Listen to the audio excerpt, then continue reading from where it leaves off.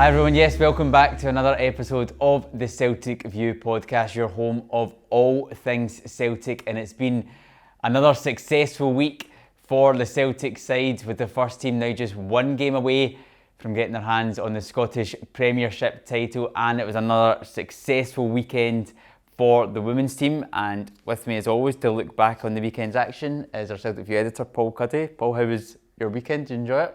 I did, yes. Ultimately, yeah, it was mixed emotions. I suppose on the Saturday, I think everybody was a bit disappointed. You saw that in the reaction, post-match reaction from the manager and the players, and then obviously the fans. Fast forward 24 hours and, you know, things look completely different.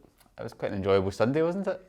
Yeah, I mean, we're obviously starting to put together, you know, the plans for the Player of the Year event and goal of the season, you know, so there's always a lot of candidates. So I think there was maybe a late surprising candidate on Sunday afternoon from technically still a Celtic player. I know, can you factor that into the goal of the season competitions if you've got players out on loan? Does that still count? Maybe just a notable mention. Yeah, I think so. And this is going to be a massive week as well, because we've got all the build-up to Sunday in the Scottish Cup semi-final at Hampden Park. And to look ahead to that, we've got former Celtic striker Scott McDonald on later on the podcast to look ahead to that, but also to look back, because it's 15 years this week since he scored twice in the derby in a 3-2 victory, and we have a chat back to that 2008 league title, which I think, if any of you remember it, it was an emotional league title and one that went right down to the wire, so it's good to get Scott's thoughts on that. But first of all, Paul, before we get into the stuff for the first team and look ahead to the game on Sunday, I want to start with the game on Sunday for the women's team at Hampden Park, a 1-0 victory against Glasgow City, which books their place in the Scottish Cup final, where they're trying to keep a hold of their cup after winning it last year. What an achievement for them to get into that final once again. Yeah, I mean, to be fair, it's been a fantastic week for the women's team. You know, they obviously inflict the first league defeat in Glasgow City, follow that up with a 6-0 win over Hearts. Now only 2 points behind City at the top of the table, so we're well in the hunt for that. And then to play our very first game at Hampden in the semi-final, as you said, we are the cup holders, and to beat Glasgow City again to set up a derby final against Rangers at Hampden. I think it's been a brilliant week and thoroughly deserved as well.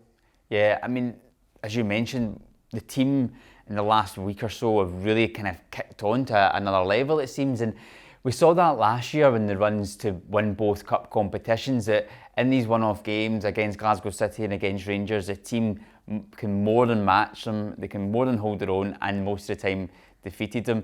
This season in the league, it was about finding that consistency, but I mean, what a massive couple of performances from them to defeat Glasgow City, to keep the title race alive, and then to go to Hampden Park and to beat Glasgow City again to set up a final against Rangers in the last weekend of May. I mean, what do you think this shows about the team?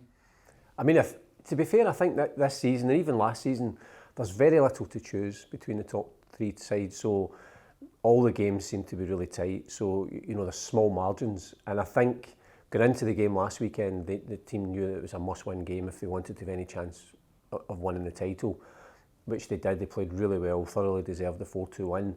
I think the midweek game was just as impressive because, you know, playing Saturday, Wednesday and then Sunday, you know, that's taken a toll on the squad. But to follow it up a tough game, to win 6-0, it just shows the character of the team. And then I think because, you know, you are getting to that stage where, you know, they're now a team of winners, having won the 2 trophies last season, you know, going to Hampden, again, there wasn't much in the game. You know, there's very few chances. You know, our goalkeeper produced two or three absolutely stunning saves to deny Glasgow City, and it was just as well. Obviously, we beat them in the cup final last season with 10 players. We went down to 10 players very late on in the game on Sunday. But I think obviously every one of those wins just adds to the confidence of the team. They're now, you know, going for a league and cup double. Still very difficult, particularly with the split now. So we've still got to play City and Rangers again in the league, but I mean, it's exciting. It's what it's the whole point of putting the team on a professional footing. You know, it's the whole point of why these players are coming to Celtic. So it's making for a really exciting end to the season. That's probably the only disappointment on Sunday for Natalie Ross, and I'm assuming that she's going to then miss the final, or is it carried into the league game? I'm not sure because it was 2 yellow cards as opposed to a straight red, so I don't know how that works in terms of. So I'm not sure if it's an automatic 1 game suspension. I'm not sure how that. Yeah, hopefully for her that there's something in. Well, she's a key player for us. I know, because we'd be desperate to have her for the final, so hopefully there's something in the stipulations that means maybe she misses a league game or something and she can make that final. But looking at the game then on Sunday, it was Natasha Flint that got the winning goal, the only goal of the game in the first half. She's certainly started to find her scoring boots since joining on loan from Leicester City in the winter window. It was probably a game that it was very evenly matched. Both teams probably created similar amount of chances, similar amount of possession, but Pam Turner in our goal also had to pull off some unbelievable saves. And I think what it showed in that game, from my point of view, is that when the players had to step up in every single position, they did that. When they had to defend, they defended. When the goalkeeper was called upon, she was there. When the ball goes into Tash Flint, she scores. You know, everybody just stepped up in such a tight game, and a game where nobody wanted to lose, and also the fact that they're playing at Hampden Park for pretty much everyone in that squad, apart from Natalie Ross, for the first time. So it was a brand new experience for the team as well. Yeah, I mean, the goal itself was superb. The ball, Caitlin Hayes took the ball from the back and threaded this pass right through the Glasgow City defence, and Tash Flint ran onto it, and a brilliant finish. I think we scored a goal kind of similar to that before half-time, but Amy Gallagher's effort was ruled out for offside. So it was a brilliant goal, and then after that, I think in the second half, you know, it was as you say, there wasn't much between the sides. Then we rely on our goalkeeper to deny Glasgow City late on, and you need that. You know, in these games we've got a really good goalkeeper who will help us out in those occasions. But you know, you could see the celebrations at the end, just how much it meant to the team. You know, obviously they've got that taste of playing at Hampden, and then to come back. But more than that, I think it's more than playing on that stage. It's the prospect of winning again. It's the prospect of retaining the cup that we won last year in dramatic circumstances at Tynecastle. And it's also, you know, it's a big showpiece occasion for the women's game. You know, more teams are becoming professional. It's getting wider coverage in the media and on TV.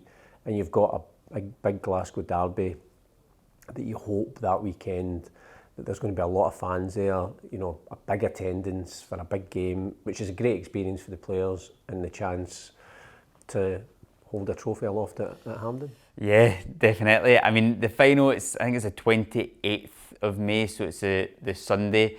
So yeah, hopefully it's going to be a big crowd then. There's going to be so much football to be played between now and then. But as we sit here now, how would you see that one going against Rangers if the game was to be played tomorrow? Well, I mean, obviously you're going to say we're going to win. Yeah. You know, I think we did well. The last two games against Rangers, we obviously beat them quite convincingly in our home game, and then we scored that dramatic last gas equaliser in the last game from Caitlin Hayes. So again, as I said before, there's not a lot to choose between the sides. And I think the fact that all three teams, so ourselves and Rangers, are both trying to close the gap further and catch up on Glasgow City at the top of the table. So I don't think any of the teams are going to be able to just rest players or like have one eye on the cup final, because they're chasing for the league title. They're also chasing for the top two places for the Champions League next season. So I think that it's quite good. It's put Park to one side. As I say, I hope it's a big crowd, and you know, I think we've got the players. We've shown it this season. We've got players that can perform, big game players. So yeah, you've got to be confident. Oh yeah, definitely. It's such an exciting end potentially to this season to have that to look forward to, and yeah, hopefully we're going into that game in the Scottish Cup final with a league title as well in the bag. But yeah, that's all to look forward to. Let's now look back to Saturday and the first team's match against Motherwell, as we now kind of look ahead as well to the Cup semi-final on Sunday. It was a point gained in the end over the weekend with that 1-1 draw, and it now just leaves us in a position where all we have to do is 13 points clear, 5 games to go, win our next league game, and we've got the title again. So we can actually get excited now. We can actually kind of properly count down to it. Yeah, I mean, obviously, as we're speaking, we're still waiting for the fixtures to come out. Yeah. So people are speculating. We've got 2 home games and 3 away games. My guess, educated guess, we obviously have to play St Mirren at home because they've only played us here once this season. All the other teams in the top 6, we've already played them twice here. We know we've got the game at Ibrox. I suspect that they wouldn't send Hearts or Aberdeen here again for nothing. They're both chasing that lucrative third spot. I think it would be unfair on either of them if they were to face a third game at Celtic Park. So my guess is the other home game will be Hibernian. That's just what I'm thinking. But yeah, I mean, I said at the start of the podcast, it was disappointing at the time. It felt like 2 points dropped, but then subsequently it turns out it's a point gain given Aberdeen's victory against Rangers the following day. You know, it wasn't, as I said, the manager and Callum McGregor, they were obviously disappointed with how the game went. That I think when we got the first goal, you know, we dominated as we always do in terms of possession. We didn't create maybe as many chances as we're used to. If we'd got the second goal, you know, you think it's very difficult. And I think when teams come here, and it's the first league points we've dropped this season at home, which is a remarkable record, and we've dropped so few points in the league overall. I think any team that comes here, they need to be playing as well as they possibly can in terms of their game plan, which is always defensive. They also need to hope that we're not firing on all cylinders. And then if they get a chance, and they only got one chance, that they have to take it. And all those things fell into place, that Motherwell got the chance through Kevin Van Veen. And we, you know, in commentary, and Tom Boyd and I were speaking about it, he scored a lot of goals. I think that's 20 league goals for the season now. And he got the one chance and he did finish it. And I think it was obviously frustrating at the time, but you know, sometimes these things can take on a different perspective, you know, once the dust is settled in the full weekend. But I don't think it will deflect or detract when the players return back, of knowing that, you know, for their high standards, it wasn't, you know, what they're usually expecting, and they know they'll need to prepare hard and you know, play better come the weekend in the semi-final. Yeah, I'm sure if Stuart Kettlewell, the Motherwell manager, was to write the perfect game from his point of view, obviously they would have rather won the game, but it would have been, have that 5 at the back, stayed really, really compact, stop Celtic's balls coming into the box and people get nicking in at the back post to tap it in, and you try and create one chance and score from it, and that's exactly what they did. But overall, it probably wasn't our most fluent performance, our most fluid performance. But you know, these things happen. At times we've been so consistent and so dominant, we're still on course to potentially, if we win our next 5 games, get 107 points, which would break the record. So, you know, these things can happen. I think kind of main takeaways though from me, I thought Iwata still performed well, and it was interesting to see how both he and McGregor worked together in the midfield, because it looked as if they were maybe playing a slightly different role to one another and playing as a kind of midfield 2 and allowing each other to run forward, another one would cover. I thought Rocco Vata impressed again when he came on, and he showed in the last couple of games that he can certainly put a ball into the box as well. And it was so unfortunate for a couple of chances late on in the match. Probably, again, as we're sitting here, we don't know about the injury front in terms of some of the players that could come back for that game against Rangers. You're looking at Jota and Hatate and Liel Abada as well. So hopeful we might get a couple of those back if we can, because they would be massive for the game going into Sunday, wouldn't they? Yeah, well, I think the manager, post-match had indicated that, you know, all 3, they're all close, but it will just depend how the training goes this week with the 3 of them. I mean, I think one of our great strengths has been the depth that we've got in the squad, that if and when players are out through injury, then we've got other players that can come in. Like you, I thought Rocco Vata looked really lively, put a couple of really promising crosses into the box. I'm sure O's still having nightmares about that chance late on, but you know, like all strikers, he'll just, you know, you just have to shrug it off and come back for more. But I mean, it's all going to be a big week, you know, building up to this Scottish Cup semi-final. Again, it's good that there's no midweek games. The players can just get away from everything and just focus on the work at Lennoxtown. Yeah, and I hear a lot of people now saying as well, maybe that's in some ways it's a good thing to have a game like that before a big game like against Rangers, because it could be a little boost to say, come on, we need up a little bit here. think the standards that the players have set this season are so high and have been so consistent that, you know, even a slight deviation from that in terms of dropping their first points at home all season, you know, sometimes the immediate aftermath, the reaction, it can be an almost overreaction sometimes from fans and overcritical, because you think to be in the position that we're in has shown a remarkable level of consistency and quality all the way through. As you said, we're 1 win away now from retaining the league title, which is so impressive, and we've dominated in terms of the league. We've already won the League Cup, and we are hopefully, you know, 2 games away from a treble. But, you know, we've got the biggest of challenges at Hampden. But, you know, it's one that you've got to feel confident with this team that they're going to pass that test with flying colours. Yeah, we are going into that game feeling confident because we have been playing such amazing football, and also our record in this fixture in the derby has been pretty good of late, and we also have that last meeting at Hampden Park to fall back on, the 2-1 victory in the League Cup final. Do you think that's something that will play into this game at all on Sunday? Not really. I mean, I'm sure the manager will be asked about that, and also the Scottish Cup semi-final last season where we lost in extra time to Rangers. And I think he'll say they're irrelevant because it's only about the game now. It's the game, the 90 minutes ahead. That's the only thing that matters. It doesn't really matter what's gone before. I think for me the good thing about having beaten Rangers at Hampden in the League Cup final is that the narrative isn't just about the defeat that we had last season. That if we hadn't played them in the League Cup this season, then that would have been all the chat about, you know, is it going to happen again? Are we going to fall at this hurdle? Whereas we've gone and we've won the League Cup, we won it convincingly, and so that's what you need to, and then follow that up with obviously the win here.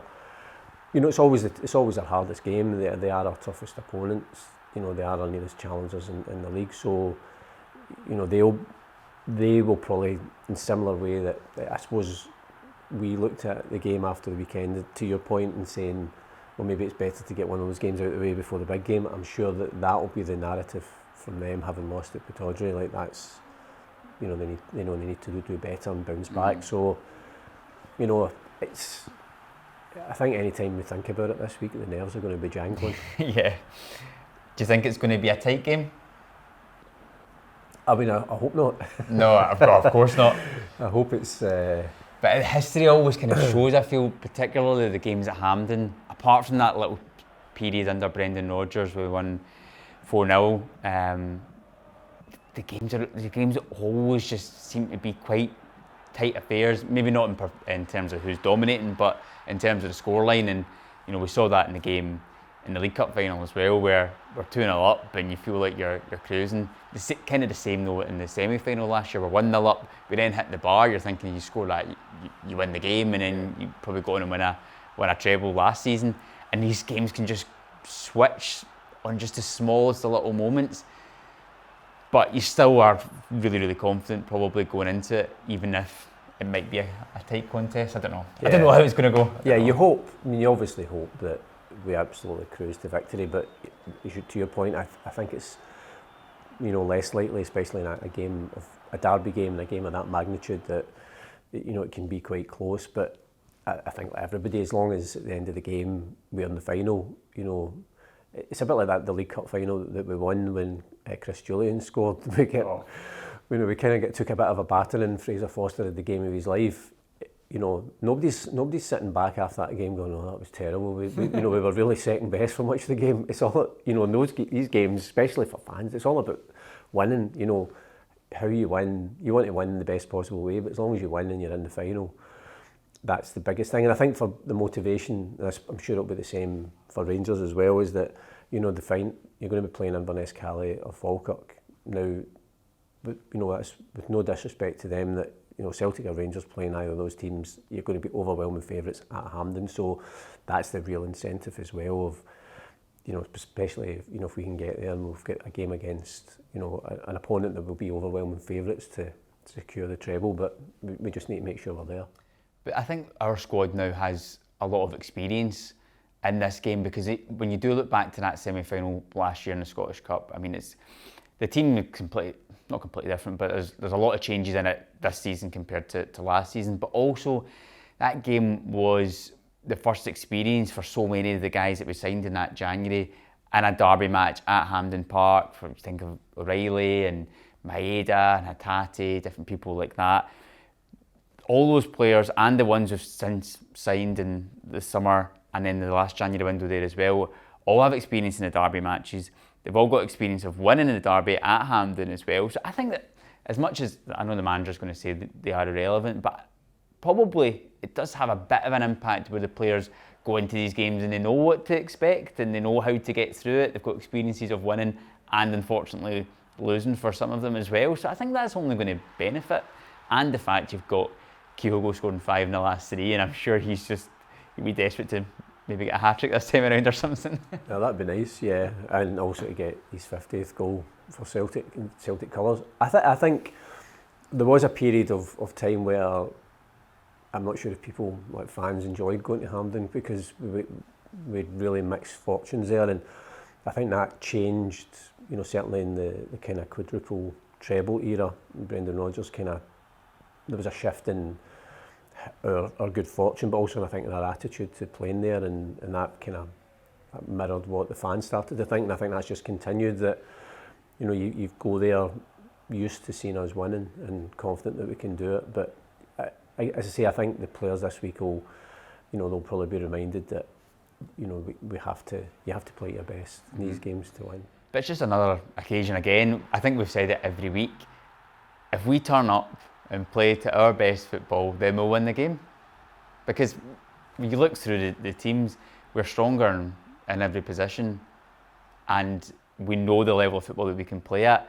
It's just a case of, you know, these games all have their own little quirks and their own little instances where things can change. But it just comes down to that fact, for me anyway. If we come out, we play our best football, we win. Yeah. But as I say, I always think it's the one game, because there's so much riding on it as well, and there's, you know, we've spoken about it before, about how, regardless of who else is the opposition, this is the game that makes people most nervous because it's the one that you want to win. But it's also, I think, part of it is because that's, you know, Rangers are the one team who have players that you know can hurt you, you know, that are capable of scoring goals and getting back into the game, and, you know, they'll kind of hang on in there if we're ahead. And, you know, we saw that in the 3-2 game, that, you know, it was a really tough game, and we had to, you know, we deserved to win, but we had to really work for it. So I think that'll be the same again on Sunday. So I'm after this podcast, I'm going to park all thoughts of Hampden until the weekend, because I can feel my nails beginning to jangle already. Yeah. Right, last question on it then. How do you think it's going to go? What's your prediction for it? Well, I quite like the idea of a Kyogo hat-trick, so I'll go 3-1. 3-1, okay. Oh, I don't know. I'm going to go 2-0 for this one. Yeah, I don't know. It's so hard to tell though, isn't it? You just never know in these games. Like, I'm already starting to feel it already. Because you think everything about me saying, you know, these games are always tight, they're always tense, and it's going to be exactly the same again. But in part of me inside me's going, it's going to be like 4-0, it's going to be 5-0 or something. But I'll go 2-0 for it. As long as we get through, as you said, doesn't matter. Even if we only have like 10% possession or something, as long as we get through and get to that final, that's all that matters. So fingers crossed, but it's going to be a long week of just watching the days tick down. Well, I suppose the only good thing is, because you've got the fixtures coming out, because then people will start, you know, then they can start looking ahead as well to, you know, when we can win the league and stuff. So, you know, things like that I think will help. But yeah, obviously there's going to be a big build-up because it's a massive game. It's going to be Saturday for me. It's like, what do I do on Saturday to try and keep my mind off the game on the Sunday? Cause not going to have any game to watch or anything. So like, tune in and watch the other semi-final. Well, that's true. Yeah, I think that's 12:15 kickoff, isn't it? Falkirk against Inverness. It'd be interesting, that one actually. I don't really know. You know, Falkirk have done really well to get to the semi-final. Inverness are still pushing for a playoff spot as well. It's a massive opportunity for both those teams to get to a final. I mean, Inverness must be the favourites just because they're a division higher, but as you say, Falkirk to have got to this stage is a brilliant achievement. But you know, the League One season, I can't remember if that's still playing at the moment. I take it is, because the Championship's still got a few fixtures left. Cause The thing is, for either of these teams, if they get to the final, I think they'll probably both have playoffs. But Inverness might miss out, so if they were to miss out Inverness and they get to the final, that's going to be a long month in May to not have any fixture at all. They're probably going to go about 3-4 weeks without having a game. So I think for both those teams, if they get to the final, they have that extra incentive to get the playoff to ensure they've got some games. But I mean, those, we're used to reaching finals, and Falkirk and Inverness, Cali Thistle aren't. So it's a massive achievement and I think when the draw was made, I'm sure both those teams were absolutely delighted that they avoided Celtic and Rangers, because that gives them a real opportunity. So although I think Inverness, Cali Thistle are favourites, there's probably not a lot to choose on the day. I think it's going to be it'll be a decent game actually. Yeah, I think there'll be plenty of goals. It's a repeat of the 2015 final. Is that what it was when Inverness won it? They beat Falkirk 2-1 in the final because Inverness beat us in the semi. I think that was 2014 or 2015. But a repeat of that. It's quite funny how these wee quirks kind of come around. The next time they get to Hampden is to face each other again, winning the championship, winning League One. But yeah, no, it should be good. We'll wait with bated breath to see who we could potentially reach in the final. So yeah, now to look back, or to help look forward to that match in the semi-final, we've got Scott McDonald, who we spoke to, who's back over in Australia at the moment, but also to look ahead to the match on Sunday. We also had a chance to look back to 15 years, because it's on Thursday is the 15th anniversary of the 3-2 game here at Celtic Park when he scored twice against Rangers. Do you remember that well? Yeah, I remember that run-in, because it was a remarkable achievement to win, obviously overshadowed by Tommy Burns' death, and I think that obviously had a big impact on the whole squad. But that's the character of that team. I think we'd lost here at Motherwell, which was actually Motherwell's last victory at Celtic Park, and then we had to win every single game, and then even then it was still going to take a mammoth achievement to manage to win those games. And then, as I say, the players and the management having to cope with the emotional stress of Tommy's illness and death. But each of those games in themselves were, a lot of them were really tight, but brilliant wins, and a really special title, I think, that season. Yeah, it's weird that season 2007-2008, because I feel like the whole season is literally just condensed into that period of April and May including the Motherwell game, which was the start of April, and then the next, I think, was it 7 games that we had after that, which we had to win. Everything else in the season, I kind of don't really remember. If you were to press me on it, I would, but I just feel like that whole season comes down to those 2 months. It's quite incredible, and yeah, basically we had to go and beat Rangers twice. We had 2 games against them at home. We managed to do it. I think everyone has amazing memories of both those games. Both of them packed with drama for completely different reasons. So yeah, it was nice to kind of sit down with Scott and go back through that, and then obviously look ahead to the match on Sunday. So we'll leave it with that. We'll leave you with that interview with Scott McDonald. I do hope you enjoy the rest of your week, and hopefully come Sunday, what time's kick-off? 1:30? Past 1. 1:30, so hopefully around 3:30. Oh, we've got a smile on our faces. We can sit back here next week and look back on it. But yeah, enjoy the rest of your week, and do join us again.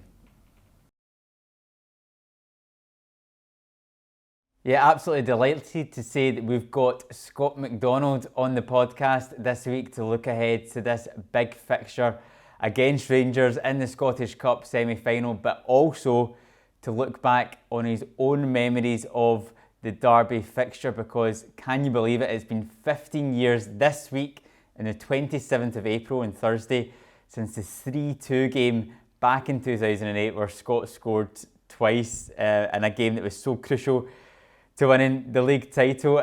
Scott, we're going to have a little trip down memory lane, look ahead to this fixture, but thank you so much for joining us. Yes, hail, Ryan. Great to see you in what has been another wonderful season for Celtic as a whole, and much more to play for. But 15 years, Ryan. Oh, I know there's a few greys in here, but surely not. Has it been that long? Yeah, it certainly has been that long. It's incredible to think about it. It honestly to me as a fan, I was there at the game, and it feels like it was yesterday. That whole season, playing Rangers the week before it, where Nakamura scored, and the last minute winner. Like honestly, someone could tell me it was a few months ago, and I would have believed them. Yeah, absolutely. There was a lot of drama that year. There was a lot of ups and downs, and how far we had to come back from to obviously win that title, and then obviously everything that was happening, the devastation within the football club that year also, which I'm sure we'll touch on as we go on. But there's a lot more drama going on as well, obviously this season as well, and lots of trophies to go for as well, which is fantastic. Yeah, it certainly is. I've not seen you, Scott, since Celtic were over in Australia in Sydney back in November time. How did you enjoy that experience? You obviously played quite a big part in the Celts being over there. Yeah, look, it was wonderful. For me and my family, we've been here now 3.5 years. My son's an avid Celtic fan as well, and managed to get to a Celtic Rangers game just before he left 3.5 years ago to follow me to finish my career, obviously over here in the A-League. And he's been hugely missing it. So to meet some of his heroes, particularly Callum McGregor, because he's named Callum, so he absolutely loves Callum. And to meet him personally and some of the boys, they were absolutely fantastic to him and to everyone, to all the support and Ange and the patience that he had and the time that he took out to do all the interviews. I even had a go at doing your job at one point. It's not easy asking the manager questions, is it, Ryan? I can see that, but it was good fun. It was good fun, and look, it was a wonderful occasion. Yeah, Celtic didn't get the results they wanted, but it was a showpiece, and for Celtic to connect to Australia on a bigger whole, which it certainly did, and it certainly created waves while obviously you guys were here, and it was great to have people, big clubs come over again, because obviously with COVID happening, Australia was sort of deprived rather. So yeah, it was just a wonderful occasion, and obviously we hope to see you again soon. Yeah, I don't know what you think, Scott, but the manager's someone that he makes you think about your questions you're going to ask. Oh yeah, he's sharp. You just got to be sharp back, don't you, Ryan? But within the respectful way, and make sure your questions aren't silly. But there's many a reporter that have found the wrath of him, quite blunt and sharp, though, which has been very entertaining to say the least. It reminds me a little bit of a little guy that I used to work under at the club as well. Yeah, Gordon Strachan, he was quick with it as well. Let's get into it then. So we're going to look ahead to the semi-final in a little bit, but first of all, I want to go back to 2008 and that game against Rangers, the 3-2 victory. But I think we actually need to start a little bit before that, Scott, because the pretense to it is that we'd defeated Rangers, I think it was about 10 days before, 2-1 in the night game. But before that, at the start of the month in April, we lost at home to Motherwell, and I think that put us 7 points behind in the league with not many games to play. We knew we were going to play Rangers twice, but still it was out with our hands. Can you remember back to that point when we lost at home to Motherwell? Was there a feeling still within the group that we could still lift this league title? Look, I'm not going to lie. There was a lot of chaos around that, and the disappointment amongst the group itself. I remember the game where the Motherwell were down to 10 men, and we still couldn't score that equaliser. And I'd been taken off with 20 minutes to go or so, if I remember. And I think I had a few threw my toys out the pram. Let's be honest, in front of the support, and it wasn't a good thing or a smart thing to do. So I got myself into trouble there as well with the manager at the time. But the manager was really, really good at calming situations, and amongst all the chaos that was around him, making sure in house that everyone was calm and confident. And I think what really helped in that scenario was that we actually had an international break there after that game.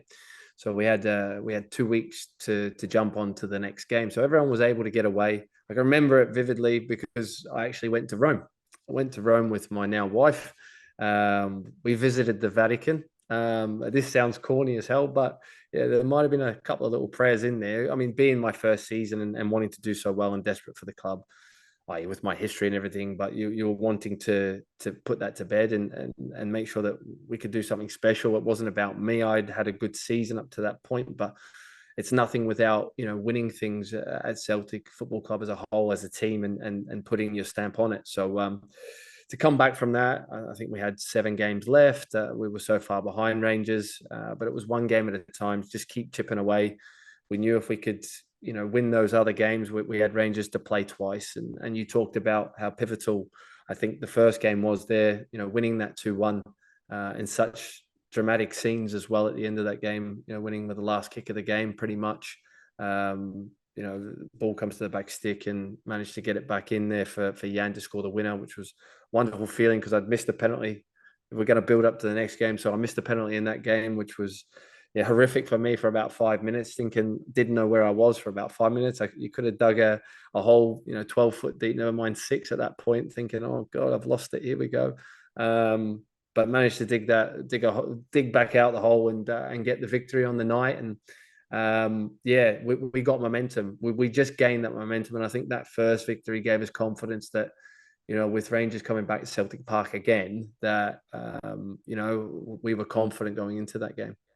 Because that first game, the night game, where we won 2-1, that was one, we knew going into both of those games against Rangers that we had to get 6 points if we wanted to win the title. And I think even if we won both those games, it was still outside our hands. We still needed Rangers to drop more points. But that first one, I mean, just your memories of that, because that was an incredible night. It had everything. Nakamura scoring one of the goals of Derby history. Obviously yourself missing a penalty, unfortunately. And then the scenes at the end where, as you mentioned, you knock it to the back stick, Hesselink scores, and the place just erupts. It was just a match that had a bit of everything, didn't it? Yeah, it did. It had a lot of emotion riding on it. And we knew our season was at play. All Rangers needed to do was, get a draw within that game, and probably they were home and host, they thought anyhow.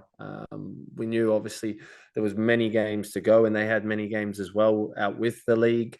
If we could just win this game, then we could see light, and we could really push it to the end. And the drama of that game, you talk about Naka's finish, what a finish that was. Then the drama of obviously Quella, being a goalkeeper on the touchline, on the goal lines, saving what was going to be a goal for Naka, his second one, and then obviously the penalty situation where everyone's looking at each other, and who's going to take it and who's the penalty taker. It was something that wasn't discussed.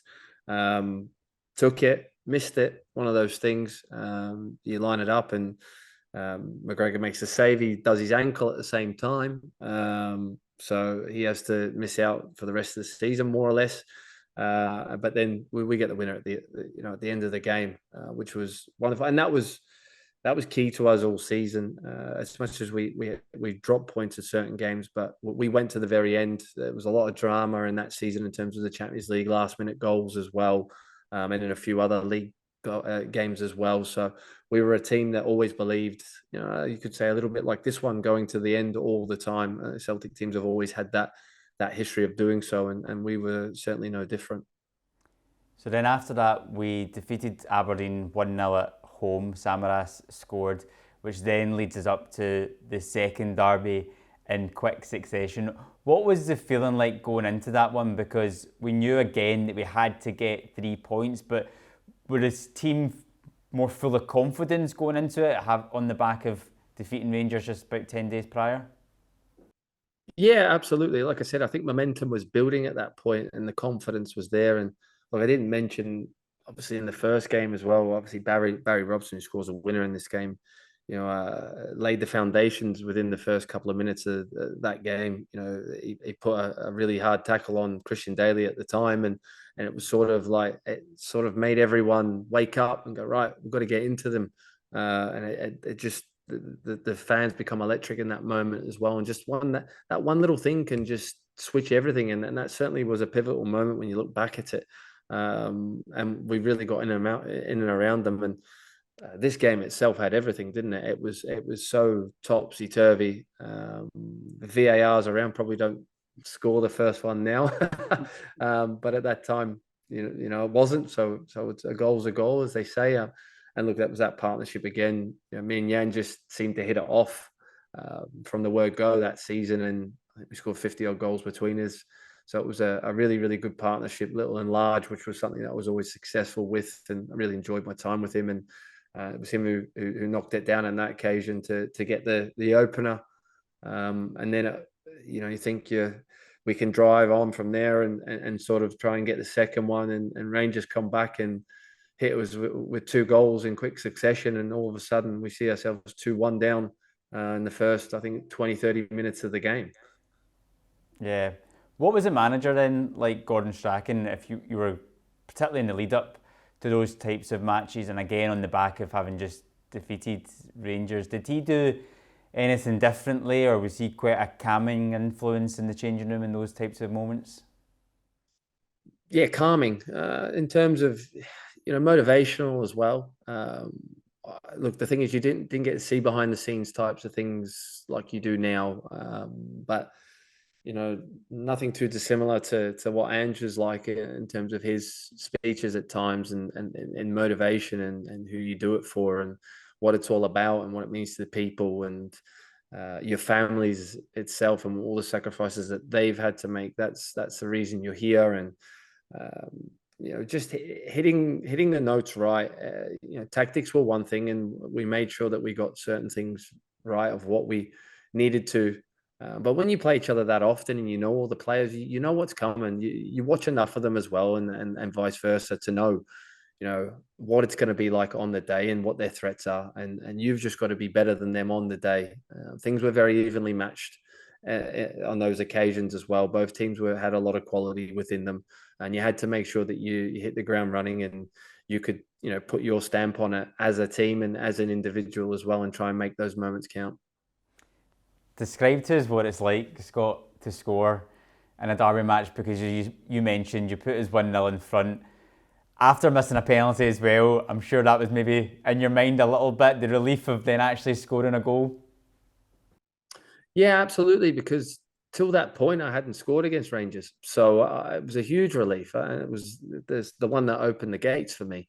I had a difficult game in my first one at Ibrox, where we lost 3-0. The second one I was on the bench, and then obviously the third one we win 2-1. And I think grew in confidence from that, because I didn't let the penalty kick affect me. I got back in the game eventually. I think it was about 5 minutes of blurness, and then finally, right, you've got to do something here to get yourself back in it. And I took confidence from us winning that game, and contributing towards that. And then obviously then you get your goal. And I think from then, if I'm being honest, I've not watched the game back. I've got a vivid memory of majority of my games anyway. If you ask Steve McManus, he's hopeless. He can't remember yesterday. He in that game itself, I don't think I had any more a perfect game for Celtic in terms of the way I kept the ball, and everything that I did with the ball was effective on the day. And I think that grows just when you score that early. You have that much confidence within yourself on that day, and you start taking more responsibility. And I think that's probably what I did in that occasion, for the second goal itself, taking that responsibility when probably I could have laid it off, when Aidan plays it around the corner and looking for the 1-2, but I managed to get my body in, I think it was Christian Daly, and roll him, and then, hit one, which, it takes a block, but a little deflection, but if you don't hit, you don't score, and it ends up in the top corner, and away we go again. That goal was so crucial, because it was just before half time. We'd obviously managed to put ourselves into the lead 1-0 in front, and then the stadium silence because Rangers score twice, once in a corner, once in a counter-attack, and I think everybody was shocked inside of the stadium, thinking, oh no, is this going to happen now? Are we going to blow this? But then you scored just before half time, so that must have just given everyone so much confidence going into the break. Yeah, it absolutely did, and we knew obviously that they had a couple of players as well with injuries as well. Players were dropping for them, so when you see players coming out the game, in that second half, when you start the game and you go, okay, get at them. I can't remember the centre back who came on. What was his name? He was at Charlton prior to that. Oh my goodness, I can't remember his name, but he come on. Can you remember the team sheet there, Ryan? I will. Oh, I can't remember off the top of my head. I can't. That's putting me on the spot. That's a real tester. Too early in the morning for me here. He was on loan. He come from Charlton, I'm sure. Had a lot of Premier League experience, but it's one thing having those experiences, but coming into that environment, particularly at half time and whatnot, it was like, right, need to get at him. And look, I think we had a good second half. It was always going to be nervy and edgy.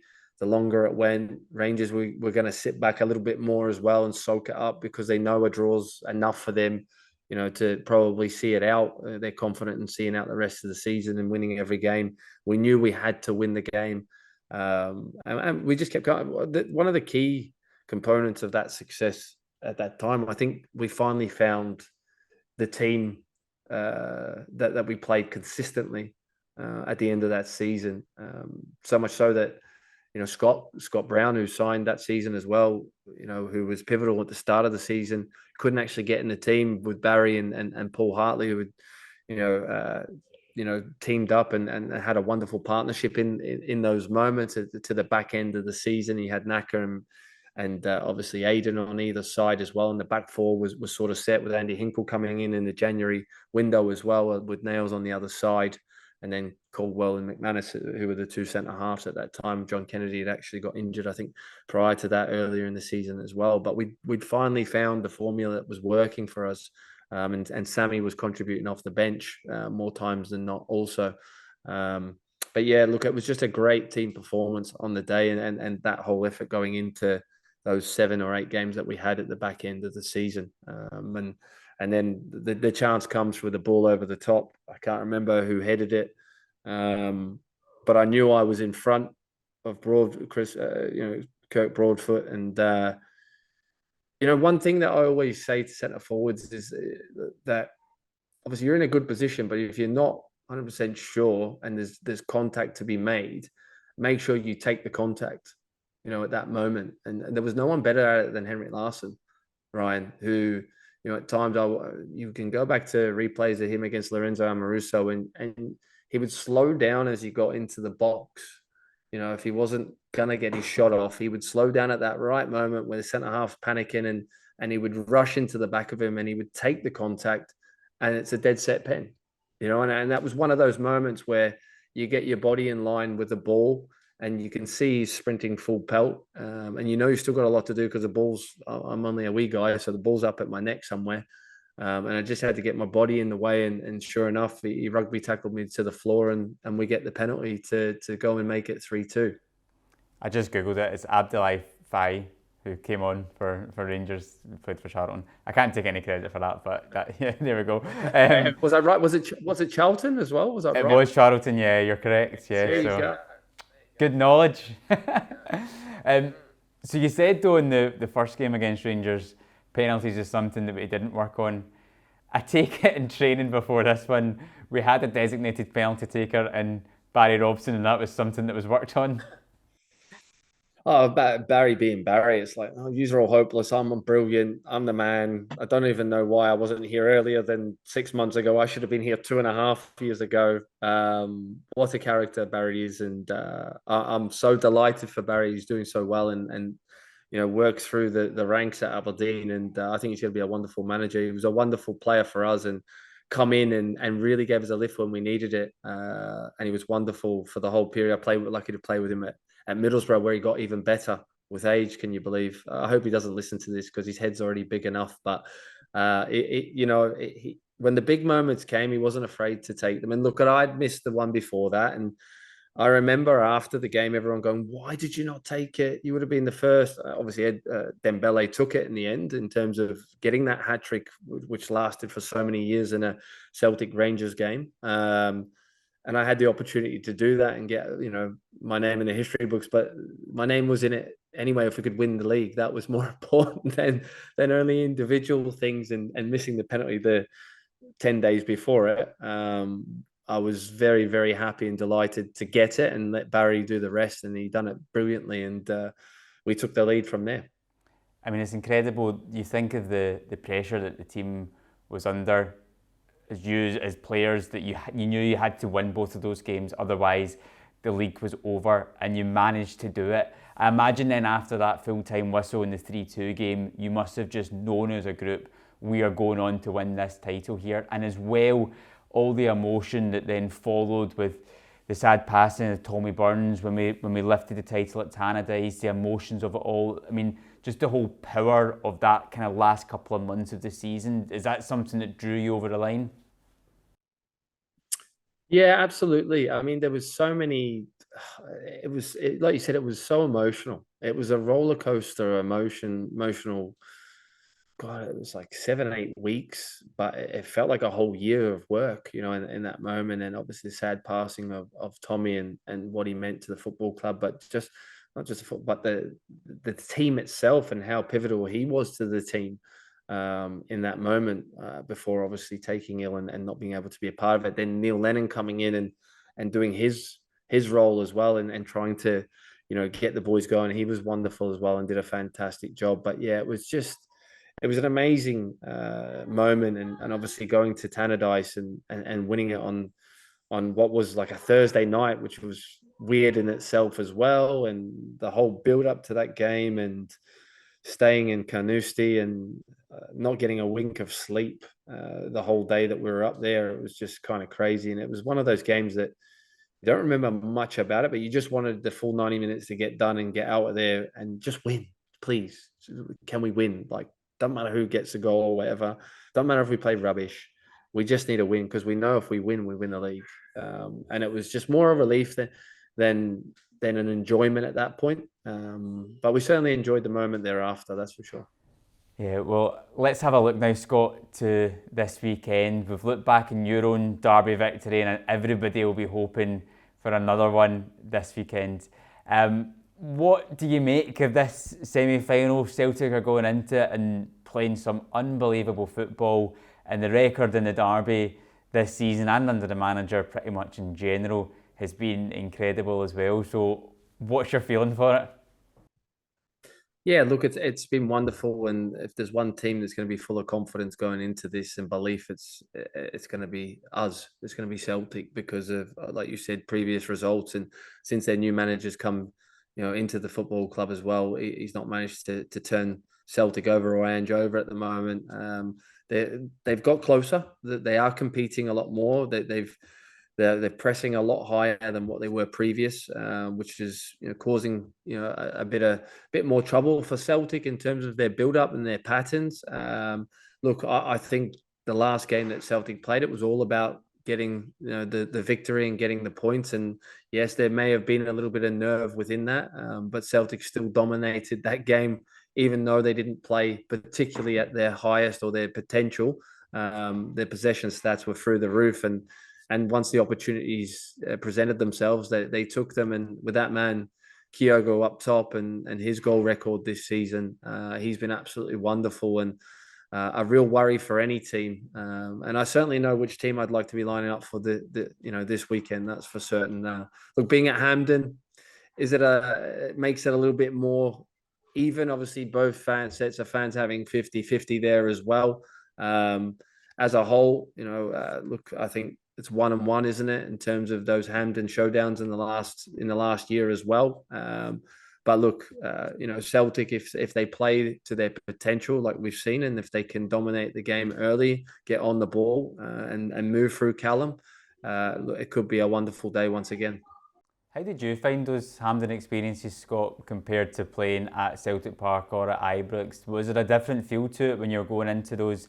Obviously, you had your own cup final victory against Rangers in 2009. Did you feel different going into those matches? Yeah, absolutely, because it's knockout, so it's a one-off. This isn't a case of that you lose this game and you can come back from it. It's a case of you're out or you lose the trophy. So yeah, there's a lot more riding on it and a lot more at stake. So with that, it's who can be the calmest in those moments out there and play their football to the best of their ability and get on the front foot. And obviously with the amount of attacking intent that Celtic have and what they have, at their disposal, even on the bench. Look, I fully expect the same as always from Ange and from Celtic, and I'm really, really looking forward to the contest itself. And look, if you win it, you're almost there, aren't you? One hand on the trophy, as they say, but not looking too far ahead. But it would be a tremendous season, building into this if they were to beat Rangers, and the potential of obviously having a treble, which is wonderful for obviously being Australian and Ange being at the helm as well. It would be a wonderful story. Yeah, it certainly would. And for these big games, you need your big players to stand up. And so far this season, in the derby matches, they have. And we're starting to see Kyogo now finding the back of the net in them. He scored 5 in his last 3. As a fellow striker, a word on Kyogo, just how impressed are you with him, and what is it about him that does impress you? Look, I love his energy, what he does for the team that you don't see a lot of the time on the television. His movement off the ball is wonderful. It's elite level, in terms of that movement that a lot of people don't see unless you're at the game, particularly even when Celtic have the ball more. When they don't have it, obviously we know what he does when Celtic don't have it. And look, there's a bit biased, but everything starts and finishes with the number 9. The way that you defend and the way that you attack. So he's been pivotal in that, and look, his goal record this season's been wonderful, and he just knows where to be. At times he doesn't complicate it, which is really, really important. He knows the quality he's got around him, and he finds those spaces in the box. And if you give him an inch in there, you're in trouble, and that's been proven this season. And even the last couple of goals that he scored, he just keeps getting better and better, doesn't he? Even after that serious injury that he's had, it's been great to see him come back and reach top form again. The manager always talks about, even at the start of the season, how he wants his team to peak towards the end of the season, and that's what everything builds towards, because that is where the trophies are won. Is that something you're seeing in the team at this moment in time, and do you expect that from them in this game, that they're just going to try and go to another level to hopefully get to the final? Yeah, absolutely. It's never a sprint; it's a marathon in itself, and you need to build. But you say they've got better and better. They've only lost 1 game, so it's not been a bad season in terms of the start that they had as well, compared to the season before. So, and what, like Ange had said, at the end of last season, we never stop. It certainly hasn't. And Celtic have improved this year from last season. The stats tell you that as well. And the performances and the depth of the squad and the quality that they possess. When certain players haven't reached their potential form at times, there's been others who have come in and stepped in. I don't think I've seen a Celtic team have so much variables in it, particularly at the top end of the pitch, where we found Maeda stepped in, Jota's come in, or Abada then steps in, Haksabanovic comes in. Obviously, Giakoumakis was there at the start of the season. Now we've got and then obviously Kyogo's just been at the forefront of it all. And then you go further back, you can wax lyrical about Hatate as well. He's been wonderful, and obviously, vital that he's back fit also. Yeah, definitely. And going into this match as well, the last time the two teams played at Hampden Park was just in February time in the League Cup final, which Celtic won 2-1. So do you think that's something, Scott, from a player's perspective, that will give you confidence going into this semi-final, that you've been there recently against the same opponent and won? Yeah, well, I think it's important for the group itself now that they've been to Hampden on quite a few occasions and come out with the victory, and in the most important moments, the majority of the time, only that one-off that they haven't. But particularly this season, even with the new players that have come in, they've been there now. They know the surroundings. They know what it takes to win that match. And look, these games are always about the moments, and it's if you can take those moments and really, really, take control of the game in those and be ruthless within them. If you can, you win this game. Because both teams will have moments in these games. We've seen in the last game, it goes one way, it goes the other. For 10 minutes, it swivels, the pressure builds back on you. Once you've scored a goal, the other team need to come out a little bit more. Can you sustain, that pressure and then build and go and sucker punch them on the other end? So it is a little bit like a boxing match in terms of that and trying to work each other out. And I fully expect Celtic to come out the blocks very, very quick and try and get on the front foot and score that early goal. Have you got a prediction for us at all, Scott? Yeah, look, I can see goals are plenty in this, so a lot of heart attacks in terms of hearts and mouse moments. But I'm going to say 3-1 to the Hoops. There you go, real positive result and an entertaining one. And I think the shackles are off now as well. After obviously getting that victory at Celtic Park the other week, we've seen the performances rise, the levels go from there, and I'm fully expecting a big performance from the boys. Good. I will take 3-1, Scott, every day of the week. That is any victory at all. Doesn't matter how they come, no matter what my heart is going to have to go through, I will take it all. But that's perfect. Just to finish off on, Scott, I just wanted to go through some quick fire questions before we let you leave.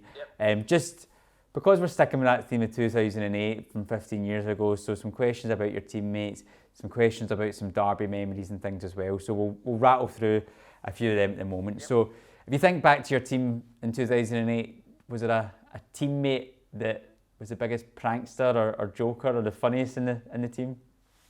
I remember Scott Brown got fined within 4 days of being a Celtic player because he absolutely drowned out Elvis's hotel room with a big, huge bucket of water. And Elvis come chasing him as well, and he was hiding under his bed. Oh, superb. Was there a teammate that was the angriest? And I think I've asked this a few people, and they might have actually said yourself in this, Scott. I don't know how you take that. Probably. I'll take that. Yeah, I've probably got to accept that. Totally different, white line. I'll say it's white line fever. I'm a nice guy. Look, I'm talking just now. But if you get me across the white line, I'll win at all costs. That was me. Who was the best technician, would you say, in the team back then? Well, that's an easy one, and people still talk to him to this day. And Nakamura, look, Aiden was very, very close as well. But the complete player in that moment, obviously, Naka had years on him, and at that time, and but both of them were wonderful players to play with. But Naka just had everything. For such a slight player, you could never get the ball off him. Yeah, I'm going to give you a scenario. So you can either go back to the 2-1 game and score the penalty to win it, or go back to the 3-2 game and get the hat-trick to win it. What would you rather do? Here we go. I'd probably rather do neither because you don't know what the outcome might have been different at the end of it. Never mind the success of the individual. So everything happens for a reason. So there you go. Very good. Do you have a favourite goal in the derby for yourself personally? Yeah, look, I think the one at Ibrox probably stands out for me. In my second season, being that it was the only goal, and it was a pretty special one that people still talk about to this day. And yeah, it's certainly up there. It's probably one of my best goals I ever scored. Is that your favourite memory in the derby, or is there something else, maybe a more collective one? Look, I think it's probably my favourite because it was, in front of all the Celtic fans, at Ibrox as well, what it meant at that moment, the New Year's derby. We had a full end at that point, which was an amazing atmosphere, and the celebrations thereafter it. So I think just as a whole, that game itself and the victory. Mm-hmm. Do you have any favourite derbies out with your time at Celtic, just watching on as a fan? Any games that come to mind when you think of this game?